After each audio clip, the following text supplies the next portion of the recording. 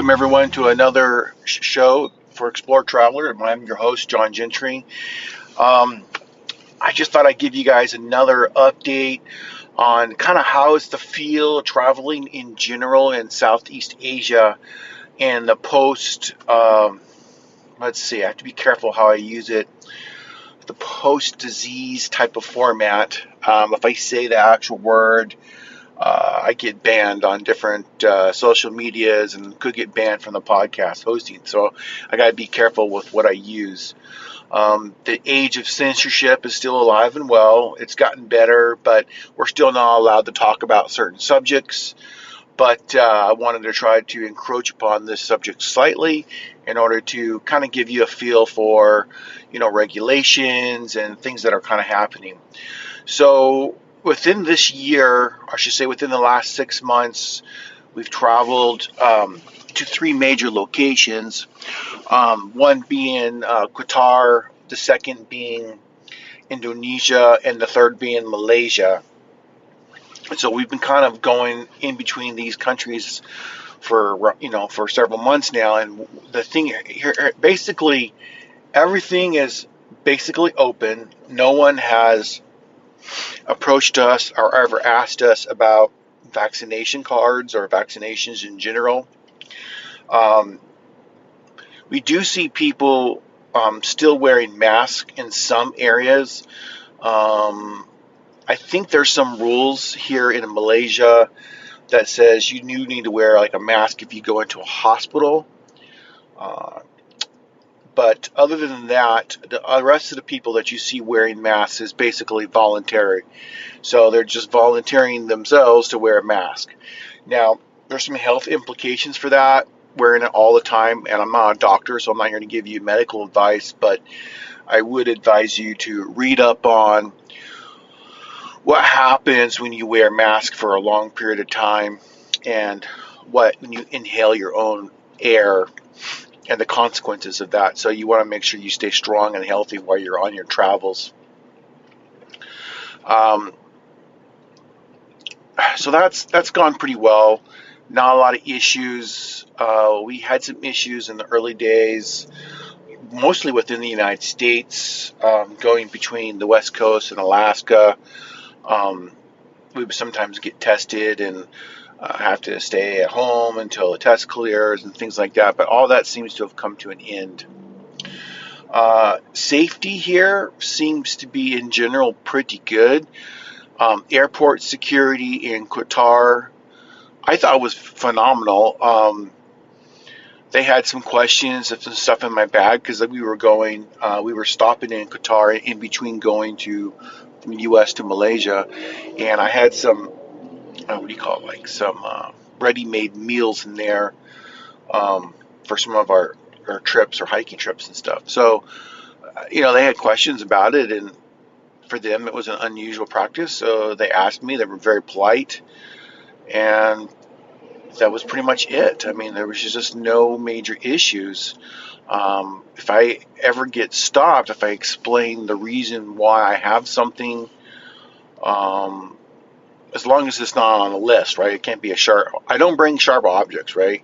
I don't bring screwdrivers. I don't bring knives. I don't bring normal food. If I bring food, it would be something that's like a mountain house meal or something like that. Something that's totally enclosed, not likely to, raise any suspicions or anything, and it's normally allowed.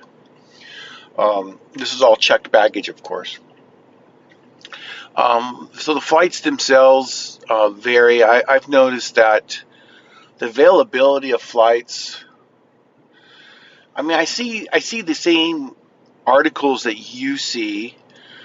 However, I think a lot of the airline industry publications and what they talk about themselves, I think it's propaganda, to be honest, because it is not better than it was before, and airline travel in general over time has gotten worse. The worst I've seen it ever is in the United States.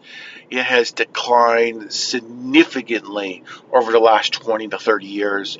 It used to be a much more pleasant experience. Those who traveled frequently with an airline were treated much better than they are now. And so I would say the total experience has gone down, and I would not expect that to ever return, right? So just kind of keep that in mind, and so that way you have your expectations low and you have a great flight. That's wonderful. We did fly on Qatari Airlines, and it was pretty good. I mean, we were in extended coach of some kind, so I mean, it was still in coach. I find the seats just in general to hurt my back. They're not comfortable anymore. Although I'm older, which is probably part of it, and I'm heavier, which that doesn't help as well. But I think in general they've tried to squeeze more people into smaller spaces in order to they want to make more money and costs. All right, costs. Airline tickets. Oh boy, man, are they rising? Some countries really milk you on that. The United States is the worst I've seen in the world. They've got these exorbitant fuel surcharges that, the fuel prices came down a long time ago, but they still charge them the fuel charge. For them, it's just the price of the ticket, right? So they've got an excuse for everything. The U.S. government has hundreds of dollars in taxes sometimes to go from the cheapest ticket I usually can find using Malaysia Airlines out of Malaysia. It's like $1,500 round trip between the U.S. and Malaysia. That's really high. I mean, maybe I'm just sensitive because I remember when tickets were a lot cheaper, but to me, that is very high.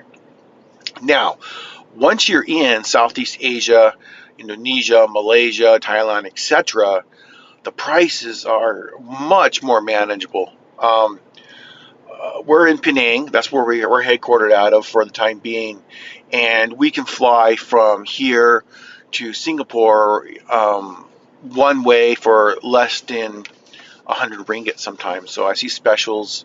I see specials to Langkawi for 30 ringgit, to Kuala Lumpur for less than 100 ringgit.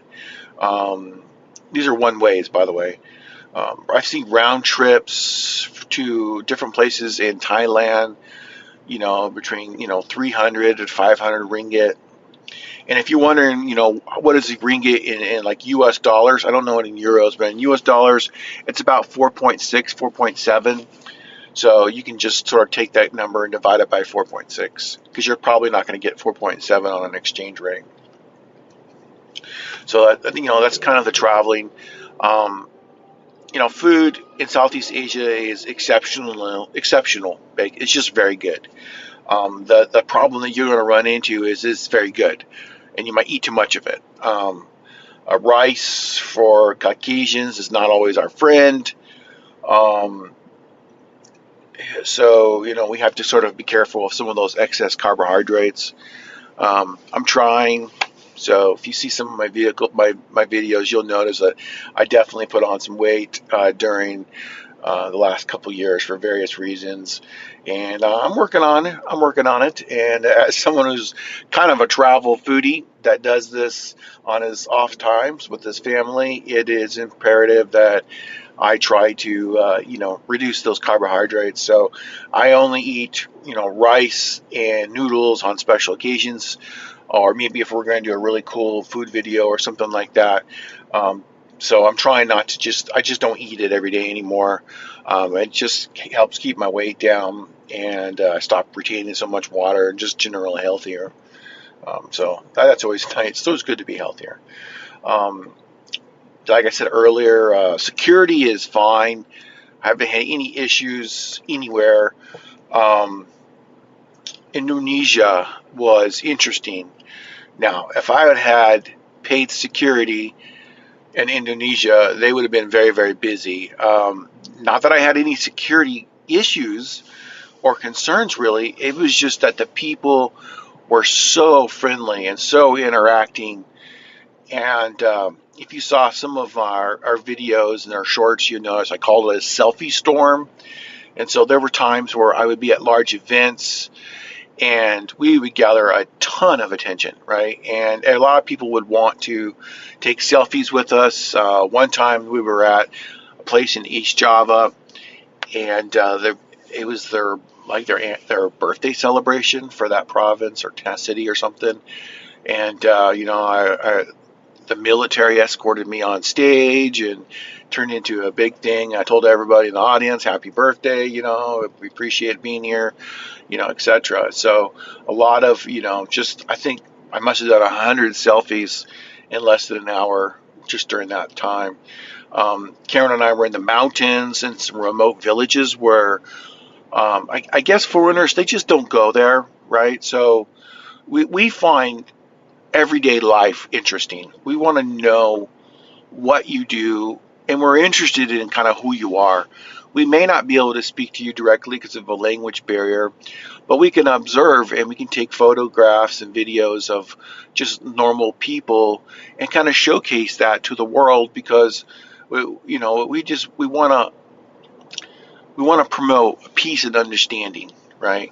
We want to promote the coexistence of humanity and for people to try to understand each other better instead of coming up with excuses to wage violence, right? So we don't like that, and we want to promote peace and understanding, and kind of be a light in the darkness sometimes. So I think that's it for now, but keep listening to this podcast, and make sure that you subscribe to our email newsletter list, because when you do, you get automatic emails when we post a new article on the website. You also get an autoresponder when the podcast goes live. I don't know how many hours later, but it'll send an email to let you know that that's happened as well. I occasionally reach out to the audience via our email list, so please subscribe. We really appreciate it. That's how we kind of keep you in the loop. You can't rely on different social medias anymore, just because that if I say something about how people are using alternative financial methods for travel, for example, it's like, you're banned, or you're shadow banned. So some travel subjects, I guess, just the mainstream, they don't want you talking about it. I can pretty much say anything I want on Twitter now. I don't say anything really controversial, but we've had times, and we never did recover from the Rona time period. So it would be good to keep some of these channels open so we can reach more people. Even if I don't like how they're managed, I want to send as much information for free to the world to try to kind of encourage people to follow in our footsteps, because we will not be able to do this forever. So we want others to take up the mantle and to travel the world and help spread, peace and joy across this world. And we just want that to take place for multiple generations. So we hope that we can lead by example. So until next time, guys, travel on. Blessings, everyone.